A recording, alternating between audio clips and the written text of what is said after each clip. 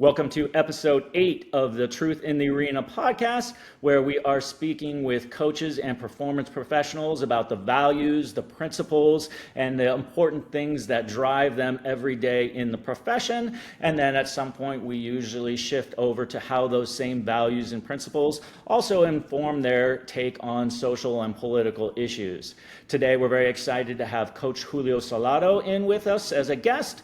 Coach Julio is a fitness coach. He is the business owner of the Fitness Foundry, which offers health and wellness as an online resource. He is also the author of 3 books. You can find his book, How to Become an A-List Trainer, online. And in addition to all of those credentials as a fitness professional, he's also very, very involved in his community in Malden, and we'll get into much more detail about that community involvement as we continue our discussion here today. Coach Julio, thank you so much for coming on the podcast. Thank you very much, Coach Nate. Appreciate it. Much gratitude.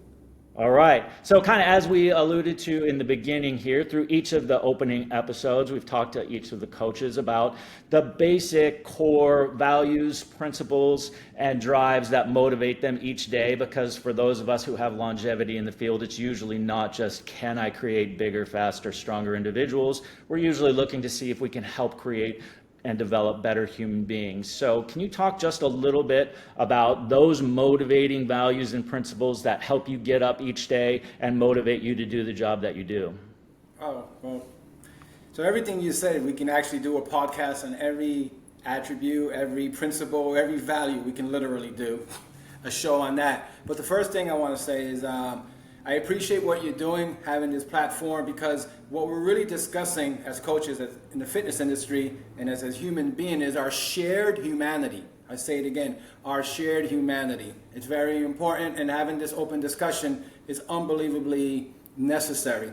And I want to, before I talk a little bit, I personally, because in this chapter in my life, everyone has different chapters, phases in their coaching and their fitness career, 10 years, 5 years, 3 months, 20 years. We start to associate or get asked to be mentor, and we get mentees, and I'm also a mentee, and I have my mentors. I will literally share these podcasts that you're doing, Coach Nate, with my mentees, because that's how powerful it is that you're doing. Whether you have 7 people you talked with or 300, every of these conversations, every person that you have, because representation matters, is making waves in a positive way. So first I want to say thank you, and I encourage other people who are watching this or listening to share that with their network, especially in the younger generation, because we need this more than not. Now, I think you asked me how or what principles can you repeat? So like if you were to distill down some of your core values and say, these 1 or 2 things are the things that I know every day, they kind of make me who I am, and they drive me to do the work that I do, regardless of the paycheck that's coming in, regardless of the clientele. These are the all the time things that I care the most about. Okay, so I'll make it simple. You can make it a hashtag, be kind. That's number 1. Let's make that a hashtag, right? And self-care. So two things. So it's when I practice self-care of myself, because as fitness professionals, we have a high rate of burnout. I'm going to raise my hand, and I've had probably 3 that I can count out in my life. And before I was going sideways, I was the last person to know it, and it was coming in my attitude and things like that. So that's the first thing, and you want to practice self-care. And the second thing, being kind costs nothing. So being kind can be anything from asking, whoever, if it's a group, if you're a coach, you have a group asking somebody beyond, hey, how are you doing today? How's your family? Just one little question, holding the door for somebody, even if they don't say thank you. Doing these little things, just little things over time add up, not for karma or anything like that. It's just for you, because it becomes a lifestyle behavior thing. And this may sound a little bit goofy. People will watch. Like if you're around younger people or older people, they will watch what you're doing. And when you are not around, they very likely will copy what you're doing. So I would say be kind and self-care. That's how I wake up. Because if I don't do the self-care, it's hard for me to be kind. Absolutely. Yeah. Yeah. You have to have yourself grounded first and then go into that next phase of, all right, now I can be kind to others as well. So you have to begin being kind to yourself.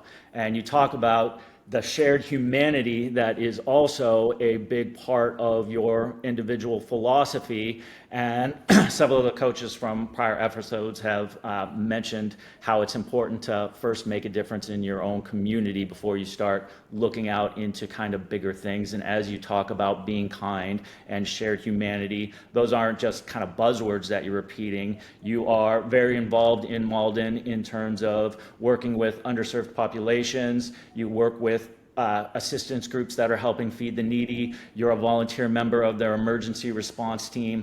Can you talk a little bit about how you've gone beyond just like having the mindset to actually doing these things as a volunteer in your community, and then beyond that, how those principles impact your commitment to the concept of health equity as a coach? Oh, sure, I can. And first, I want to say I live in Malden, city of Malden, and it's not too far from Boston. I grew up in Boston, so I also do volunteer work in Boston. My family's in Boston. Right now I live in Malden, which I love a lot. So I got to give shout out to Boston too, because that's where my roots are. So what we are, so how can I say this? Where I am in my life is a culmination of experiences, right? So I can remember as far back I have to say this out loud for people who are just listening. I'm a first generation adult child of immigrants. I'm Dominican. I was born here first generation. So my mother, 3 boys, single parent, 1 job, 1 room for 3 boys. You see where I'm going with this? Low income. So I was on the receiving end. My mother was very hardworking, and she's still alive today. I'm grateful. I was on the receiving end of what today we call SNAP, Supplemental Nutrition, those programs. Back then, I don't know how it is now, the big block of cheese, all that stuff. So I was on the receiving end of that, my family too, and it helped us. So when you aren't on the receiving end of, if I use the word charity, or the community giving back, offering like food pantries, which I volunteer, it kind of carries with you throughout life. And then throughout my life, I have also had to experience, due to circumstances, and I'll put this out there, I live with clinical depression. I'm not ashamed. Just for the record, it is a disease. The American Medical Association says it's a clinical disease. It's not about Julio being a better person or a bad person trying to be good. It's about a sick person trying to get well. So I was also homeless at one point because I had untreated clinical depression, and I'm also in recovery. So when I was on the streets and trying to survive, I experienced love, like just unconditional love, you know what I mean? Mm-hmm. So that's another thing.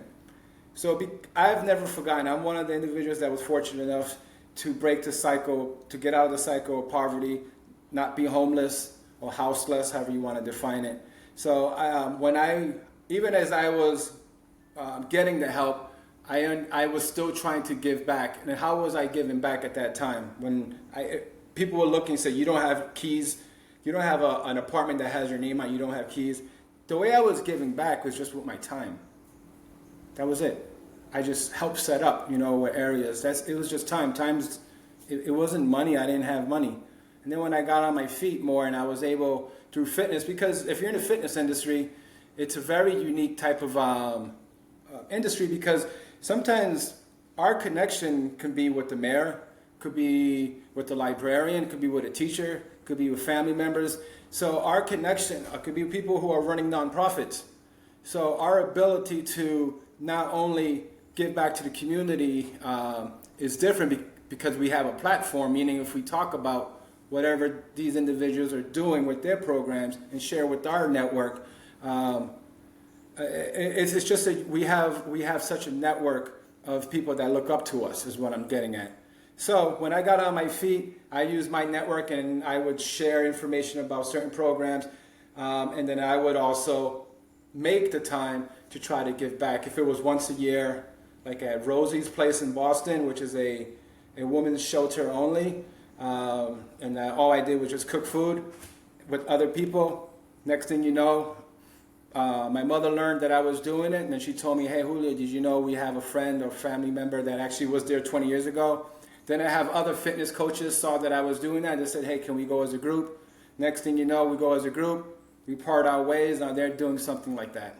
So what I'm trying to say is, like you talk about leading by example, we have to step out of our comfort zone, get comfortable being uncomfortable, and just try to, if you have it and if you're genuine, just give back whichever way you want.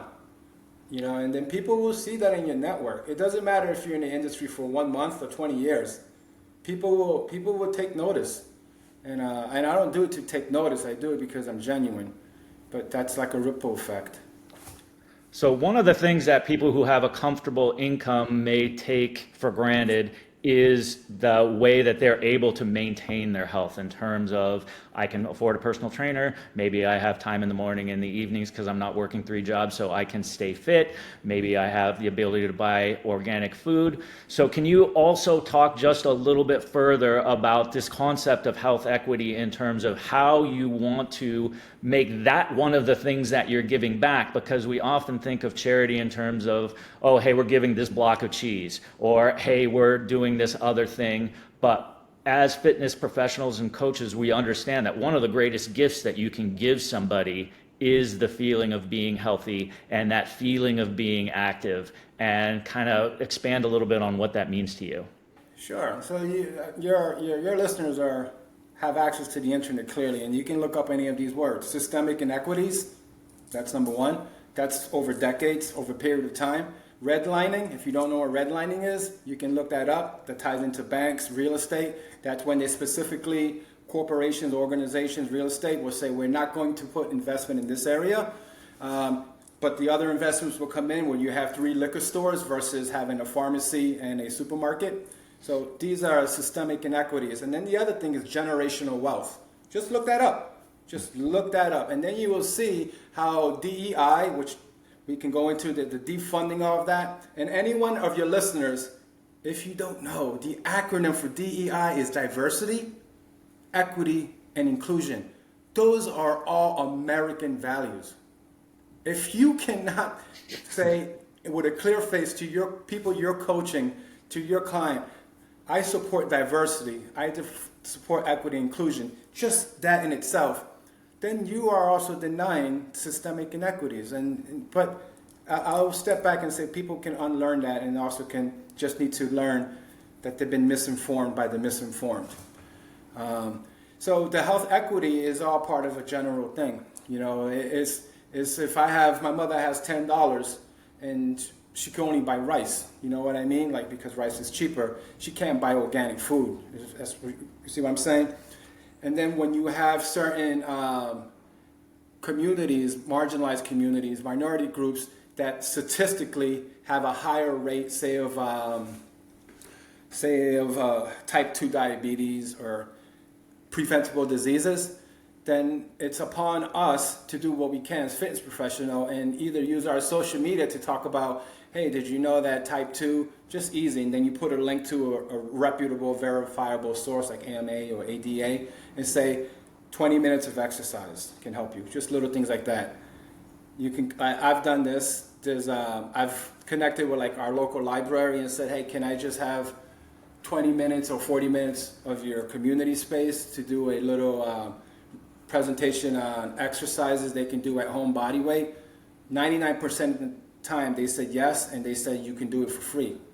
So that's a small step towards health equity. I've literally had people go into my DMs or writing comments that health equity is nonsense, it's non-existent, and then you know what I do? I just move on because I can't. It's not my. I live it. I've had someone I had someone literally tell me that racism doesn't exist, but they're glad to be my friend.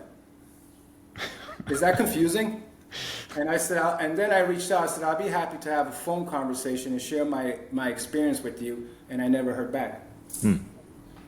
So it's health equity is a very important thing we all. But before we go on to the next thing, this is something unbelievably important that I've been trying to do for the last few years. I'm trying to bridge the gap between health professionals, medical professionals, and the fitness industry. We need to talk to each other. the medical, the doctors, PCP, and because there is this unnecessary drama between, don't listen to your doctor, you should do squats. And then the doctor would say, don't do squats and don't listen to the trainer because they don't have the letters after their name, which, you know. So we want to make efforts to try to connect and build bridges between the medical community and, because we need a holistic approach to health equity and just overall health in America. Absolutely. No, understand that completely. And I think my listeners will definitely be able to sympathize with that. Like, here's what I know as a coach versus here's what's being said from the medical side and where those come into conflict and how you need to build those kinds of bridges. And another thing that my listeners will definitely understand is that you don't jump into something without building up to it. So you don't immediately take a youth athlete and start right in with depth jumps. You begin with maybe some easier ground contacts, and you don't jump right in with Olympic lifts. You begin with some body weight movements and those sorts of things. And you've talked a little bit about how you've begun in your community and had that in first community involvement, but then you've been able to expand out from that, and outside of just working within Malden as a volunteer, you've been out and you volunteered for the World Central Kitchen, you volunteered for the Lviv Volunteer Kitchen in the Ukraine. And can you talk a little bit about your humanitarian trip to the Ukraine and also what has inspired you about the Ukrainians' fight for freedom as they're trying to defend their homes and their families and their land against this incredible war of terror that is being waged against them by Russia? So I'll sum it up like this. So everyone has a passion, everyone has a soft spot, everyone has something in their heart when they see injustice being done. And then that's how you can look anywhere around the world. You can look in your community. It just happened to be at that time when, in 2022, when the invaders, Russian invaders, aggressors, when they invaded, it just happened to be, I was also I had my EMT. I'm also emergency medical technician basic. And it just dawned on me that I have a skill set that possibly could be used over there. That's how this whole thing. And believe it or not, social media can be used for good. A lot of times it's used for divisiveness and disunity, misinformation, but every one of your listeners can use it for good. So just want to say that. So all I did was just post on, at the time it's called Twitter. I just said, I'm an EMT. I would like to get any information. That's all I did, how I can volunteer in Ukraine. So again, I am older than some of your listeners probably. I'm at a different stage or place in I'm very fortunate. Unfortunately, in the fitness industry, most trainers don't last 5 years. They don't make a career. And a lot of times when I say don't last, it's because it was a stepping stone to become a physical therapist, or they just lost interest. But I always have a passion, and I've been here for a while.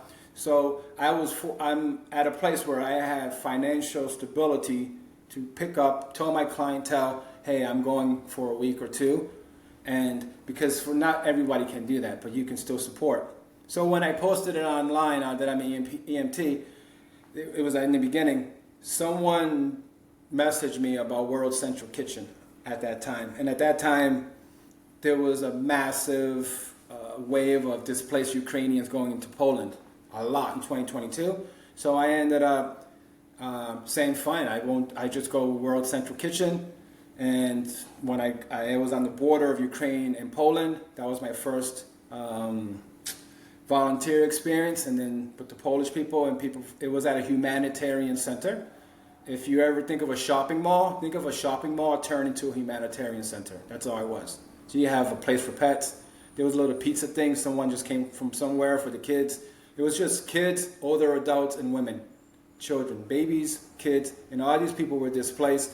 And if you haven't experienced anything like that, I hope you never do, because once you're in that environment where you see busloads, carloads of people just with their pets, one bag, I get goosebumps, and it's very, very powerful. But the most powerful thing I got from that moment was seeing the other humanitarian organizations there from Europe, from Australia, from the United States, and I just after that, I out of my own money, which is always this. I've been going back to Ukraine, and I've been going from Lviv to Kyiv to Kherson, which is on the front lines, to support local Ukrainians. And all I do there is humanitarian. I build bookcases in a bomb shelter. I peel potatoes, take out garbage, shovel mud. When the invaders, they blew up the Kakova Dam, they literally, so if you don't know, that's a war crime, things like that. So all on my side, all I did was just use my time and then come back and then use social media. And believe it or not, Nate, when I've done this this wasn't my intention, other people in fitness reached out and asked how can they get more information to support. And that was something that I wasn't expecting. So I know personally a few other people that have gone or have done something similar to that.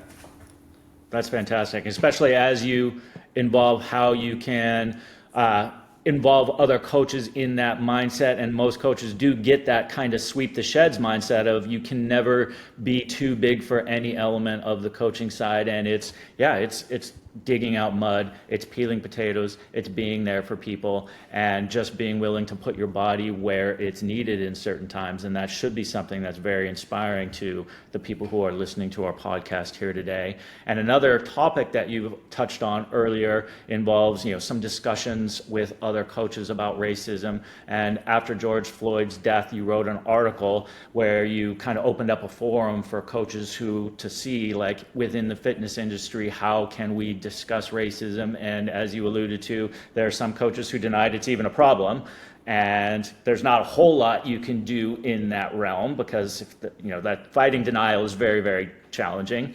There are other coaches who just don't want to talk about it, period, and want to just be in my lane, shut up and dribble, and that's all I'm going to do. And that's a little bit challenging too. But you also had coaches who wanted to make a difference, but maybe felt like they didn't either have like the communication tools or the platform or the ability to have what they considered difficult conversations, or they weren't maybe willing to take that risk in their own entrepreneurial career. So what are some of the takeaways that you had from that experience, and what are some suggestions you can make for other coaches who do want to be able to speak up when they see civil rights violations, human rights violations, and these things that kind of make us not who we want to be as Americans? All right, thank you for bringing that up, and that's pretty straightforward. A few things. So about a year ago, before the new administration, I would say, hey, why don't you go to your local certification organization? So for me, it's like NSCA or NASM or whatever, and say 99% of the time, this is what I would say a year ago, they have a DEI group, a Facebook group. Guess what? They don't, not anymore. So it's just, so that's part one. So that's what I would say. So that's something you can immediately do. The second thing, what I can say is that you want to support organizations in your area that are also working towards racial equality and social justice, and also economic systemic inequities is what I'm getting at in your community. And that could be from food pantries. You could just look it up. You could just say I support, or you can just follow them on social media. Regarding people who don't want to make it public, say something that's very, very, just use George Floyd. I'll make this analogy and to say because they don't want to lose followers and all that. Usually it's the same individuals that look at the football and the football quarterback who was kneeling peacefully, and they call him a traitor. They will openly use their social media to call him a traitor, call him Kaepernick. Mm-hmm. The guy was peacefully kneeling against social brutality and things like that. Police brutality and things like that. And that's traitor. But when you have someone with a knee on the neck, no, I'm not going to talk about it. You know why? Because it's something within you that you are, I'm going to be honest, there's something within that person that they're identifying with someone peacefully protesting versus someone being brutally murdered. And that's a scary part. And when you want to use your social media to do that against someone that's like, I'm all about peaceful. When I write on social media, I'm very clear. Anything that I write is always peaceful, because trolls would take it out of context, and my actions reflect that. One of the biggest things, but I always leave the door open for anyone that wants to talk, because the person that was saying he's a traitor a week from now can be like, I was wrong. So I always leave that door open, always. I've seen it happen many times. So when I had that, one of the conferences I had, the online forum, that conferences, it was very good because there was people from different backgrounds. A woman, she was a fitness director at the time. She was in Iowa, I think Iowa, or Idaho. See where I'm going with this, Iowa. And that's where she grew up. She's like, I never saw, because she was always wrong, people who weren't black or brown. She's never been around it. She Right. never. And then she went to college, and she came to Boston. That's how I met her. She was a fitness director. And she had shared that, and that took a lot of courage for her to say, I never grew up around, really black and brown kids. And then when I came here, I started to understand, and I have fear. And that's the kind of conversations we should be having. It's okay if you have fear, if you never experience it. But just flat out denying someone's experience of racism or systemic inequities, or I'll go even stronger, hate, just denying someone saying it is wrong. You should listen to the person, because if you're denying someone's experience, then how would you like that to be done to you? I don't know if No, that's absolutely. helpful.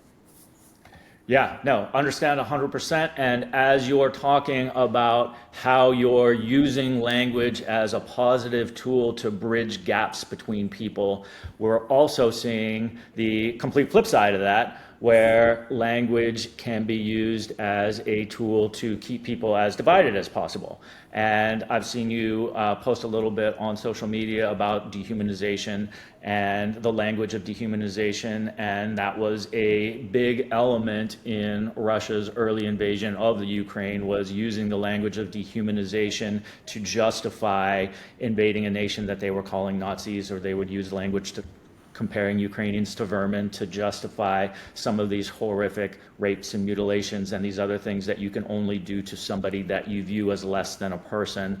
And that same type of language is now being used with immigrants in the United States, where they're trying to make them seem less than human, which is the only way you can justify having a masked person come and grab a law-abiding person off the street. It's the only way you can justify sending somebody to a foreign country, shaving their head and putting them in a max facility like CCOT. Dehumanization is the only way that you can justify having a concentration camp and then writing alligator Alcatraz on merch and making it seem like that's like a thing that should be sold. How do you see this project of dehumanization progressing?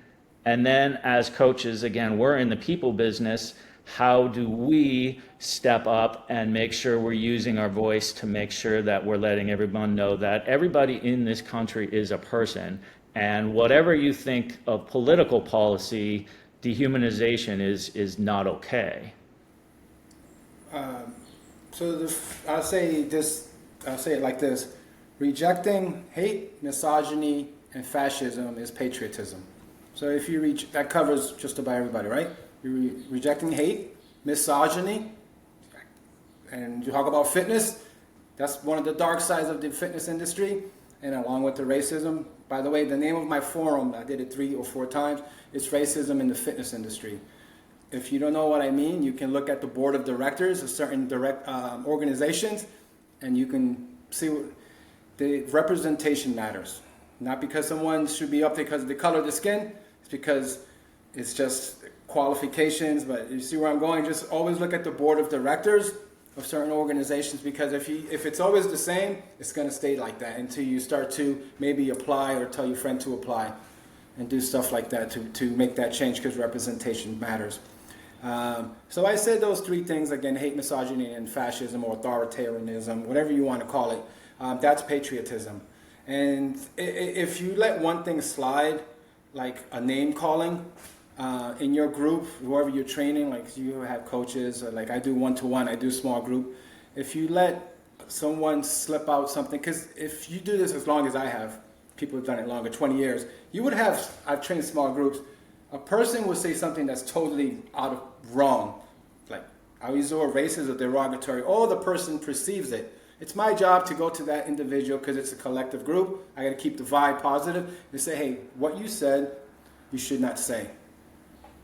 You know what I mean? So if you are in that, if you're a coach or leader, you can say that respectfully. I use a family member. He was a teenager at the time, and I don't. He for some reason he's in my social media, and he used a very, very, very derogatory word, very, and he didn't mean it in a way to like hurt people. It's just part of a lingo. And I reached out to his mom, and his mom said, why don't you talk to him about it? And I explained that certain words, because if I don't cut it short early on, or I plant seeds that's not in his best interest to use words that's hurtful, then he will continue to do that.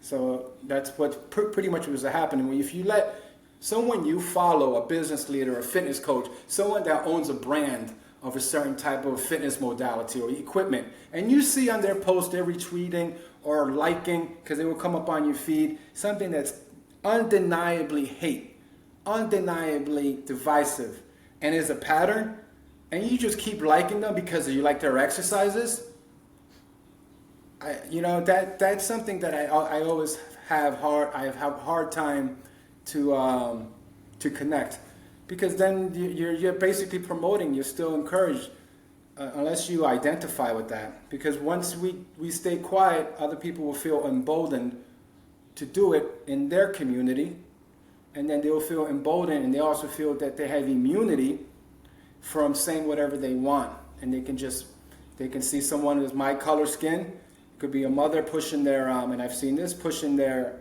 baby cart, and someone in a car say something very hateful, but they're in a car, and the mother hears it and the baby hears it. That person was emboldened because they felt the mother was doing nothing, she was just walking. So we need to pay attention to when we hear it, we see it, and do something about it, or say something about it respectfully, in a civil way, nothing physical. And if the person doesn't, all you can do is plant seeds and live by example. You have listeners that are young, and when I say young, maybe new to the industry. In this chapter of your life, if you're listening to Coach Nate, then you are in a very special place. If you're catching his podcast at an early point in your career, man, you're on the right track, my friend. I wasn't exposed to this when I was younger. I was exposed to this by just people in front of me, you know what I mean? Like just doing the right thing. And then I also grew up in an area with gangs and stuff, people doing the wrong thing. So we have to take accountability. And, if you can put your head down at night and say, at night, when you're going to sleep, and say, I did the best I could, I didn't hurt anybody, verbally or physically, then you had a great day. Absolutely. Well, I appreciate that. And you've mentioned a little bit about the rolling back of DEI initiatives, and Kendall Green and I talked about that on episode number 2. And again, DEI should be an inarguable, because things that we value as Americans should be diversity and equity and inclusion. Those are things that make us who we are. And that rolling back of DEI seems to be part of a bigger project, though, of erasure and trying to erase examples of minority excellence, female excellence, LGBTQ excellence, all part of a similar project that you kind of mentioned. Like, if you don't know what redlining is and what the purpose was, well, it's for white dominance. And it's the same reason why you see some of this erasure project. And then you allude a little bit in the last answer to how certain influencers on social media will repeat and retweet or reshare things that are hateful and that actually are part of that same project of dehumanization and erasure. As we talk about, having healthy practices, and as you talk about some of your mentees and your network, what are some ways that you can suggest to have a healthy media diet? Because in addition to what we put in our bodies, in addition to how we exercise our bodies, there's also what we put into our minds and what we consume on the media side. So what would you suggest to younger coaches or peers to have the healthiest media diet possible and vet information the same way that they vet training information?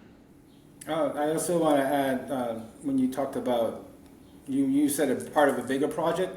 Yeah, the whole, this has been happening for decades. It's just culminating. So the biggest perfect elephant in the room is like they defunded the Civil Rights Office. Civil Rights Office. So what that means is that a person can do, companies can violate civil rights, not just an individual, but companies. And there's no accountability on that. If that doesn't scare you, I understand that, but it's not right. I don't know what it's. Then you must think that you're privileged and it doesn't affect you if it doesn't scare you. I have to be transparent. And then you asked me about the media diet and all that. The how can I say this? The remedy to that is walk in nature without looking at your phone. So put your phone on a timer, say 10 minutes, and just walk, sit. Just sit 5 minutes, 10. That's the antidote to that. Try to do that 3 minutes or 1 minute for 1 week. We're fitness. We know it takes 90 days to build a habit. You know, I'm not talking about when you're outside playing sports and training. I'm just saying for you, in the morning, just whenever, just take 3 minutes, put it on your timer, see if you can do that. That's your challenge. Try to do that for 30 days. Try to do it for 90 days. And see if you can just walk and just listen to the birds, wherever you are, goes, whatever, and you're in the city. That's the antidote to that. Because once you go back to the social media, you will see like, wow, this is not reality. You will literally see like, this is not reality. And you can choose an Instagram, whatever, go back to nature, volunteer, go back on social media. This is not reality. So that's going to take time, and it's very difficult to do. If you grew up, younger generations grew up with internet and stuff. I didn't grow up like that, but it's part of my daily routine, so it may be more difficult for you guys, but you can do it. The same way you would talk to somebody, you would give advice because you care about them, to a client or your athletes, the same way you would say, if you do this, you will get X, Y, and Z. I'm saying if you try to do this, you will look at the social media and your media diet will be much healthier. No, that's fantastic advice, and something that everybody should immediately take a trial run on, because social media and your phone are bombarding you with nonstop stimuli. And if you can unplug from that and just get away, then like you say, listen to the birds, see the sunshine. Here in San Diego, for me personally, I spend a fair amount of time online as part of my work, but I know that every day I need to disconnect and I need to get out on a trail run where it's just me, or I need to get out to the beach and see the ocean. And those things are very grounding and healing and keep you centered with who you are. And then also here in San Diego, as we've discussed, there's a organization called Afghan Evac. And one of the things that they are trying to do is raise awareness for Afghan interpreters and other Afghans who helped our military project, who are now being detained and being deported.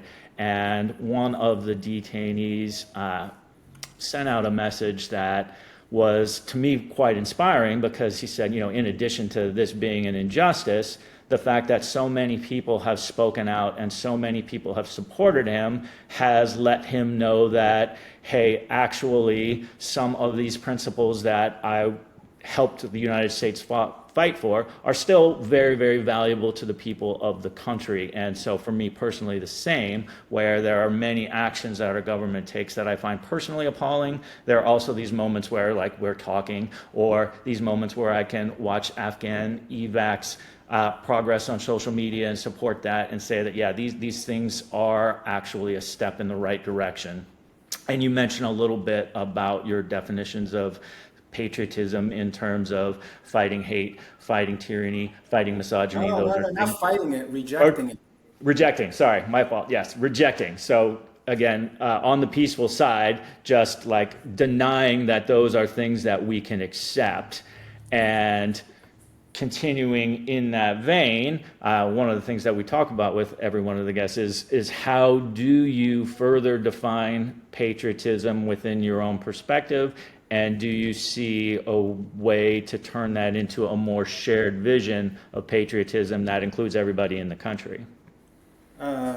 So I've got to remember your question, but I got the Afghan VAC. I don't know if Afghan VAC, am I saying it right? Yeah. Yep, Afghan evac.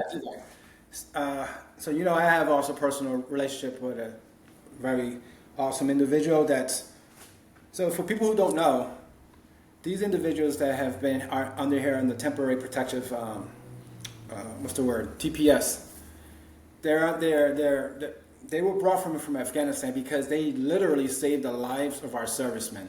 I don't know if you said that, but I want to repeat that. But they don't know. They put their own selves and their family on the line to protect, guess who? American servicemen who were on the ground and women there. Period. Now they're brought here. A lot of them established themselves, getting acclimated, businesses, good civilians, and now they want to send them back to where they will be killed. Let's just be straight up, right? Mm-hmm. So that's that's not patriotic. Your ally and a person. So you know where I'm going with that. So I want to make sure that's known. And then you asked me about patriotism. So I'm someone like in fitness. I always make fun. There's people who talk about fitness. There's people who study fitness in laboratories and research and study, but they never apply it. They don't apply it. And they get all the podcasts and they get all the New York Times, but they never work with a 90-year-old or 80-year-old, a 90-year-old or 20-year-old, and you're applying power principle exercises, because you can still do power exercises with a 90-year-old. It's just slightly different. So I throw this out. In your community, in your region, you probably have a cemetery. In that cemetery, there probably are servicemen that passed away from different type of wars, and World War I, World War II, Civil War. Every year, twice a year, they're always looking for volunteers to place flags.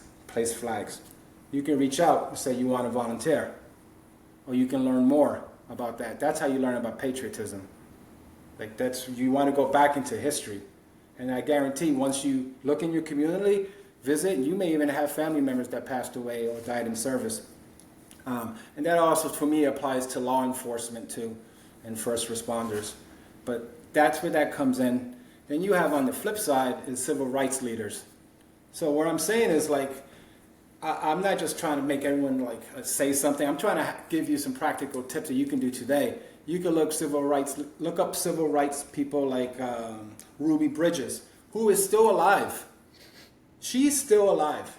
If people don't know who she is, I highly recommend to look her up. And she was the young girl who courageously, and who went to school and was the first black child to go into African American kid to go to a desegregated school. You know what I'm talking about, Coach? Absolutely. So you'll also see some really horrible photos of Ruby Bridges being walked into that school and people shouting at her and turning that into a terrible experience. And so you can see the bravery of that young girl in that moment. So those emotions that will come out from that, from seeing both ends, that's your patriotism. Because what you do is you want to not have that repeated. And what's happening is a resurgence of the attempts to normalize that and to repeat it. So patriotism goes back to what I said, is rejecting hate, misogyny, and I'm going to use the word authoritarianism, things like that. That's how I can sum it up. It's not you wearing a flag or having 5 flags on your Jeep or your F-150 or whatever it is. It's actually volunteering at a community, being kind, and not contributing to the hate and divisiveness. Hey, you may be in a group, which is hard. One of the last shows that I was fortunate to be on, or podcast, there was an individual, maybe you had him on. He was part of a Nazi group. He hasn't been on yet, but we are trying to get him in for an episode. Yes. Yeah. So you may be, not saying you're not, but he's out, and his experience is unbelievably valuable. Right. You may be surrounded by the good old boys. If you don't know what the good old boys is, that's the good old boys. We don't want him in there. We don't want her in our group, and it's toxic masculinity. You know what I mean? But you don't have to live like that. If that's helping you pay your bills, more power to you. I don't know how that goes. But you don't have to be, you can break that cycle anytime. And when you are attempting to break away from people who are toxic or divisive, when you are making attempts, that's a form of patriotism. Because it's not a destination. It's how you're living your everyday life, being patriotic. And I'm going to go back to it. It's not about, I like flags. I have flags here, but it's not about wearing a flag and stuff like that. It's more than that. It's how you live your life. No, I love that. I love that patriotism isn't a destination, it's the process. And you've talked a lot about real, hands-on elements of that process, whether it's just the simple command to be kind or other things that coaches listening can do. Good things you do, like you said, look up Ruby Bridges and read more about her story. Look up redlining and just Google it and see what that process has been like and how that changed the makeup of communities and how it's helped create generational wealth for certain people and prevented other people from having generational wealth. And then simple things in terms of coaches who like to say that we walk it like we talk it. Well, then here are ways you can volunteer, and they can be very, very large ways. They can be simple ways like volunteering to put flags at grave sites of our veterans. It can be working in community kitchens with people in need. It can be providing health services to underserved communities or needy people or people who don't get quite as much access to health care. So Coach Julio, thank you so much for taking time out of your busy day to join us today. Truly appreciate your time, your insight, and your thoughtfulness. Thank you for having me, and mucho gracias. Thank you.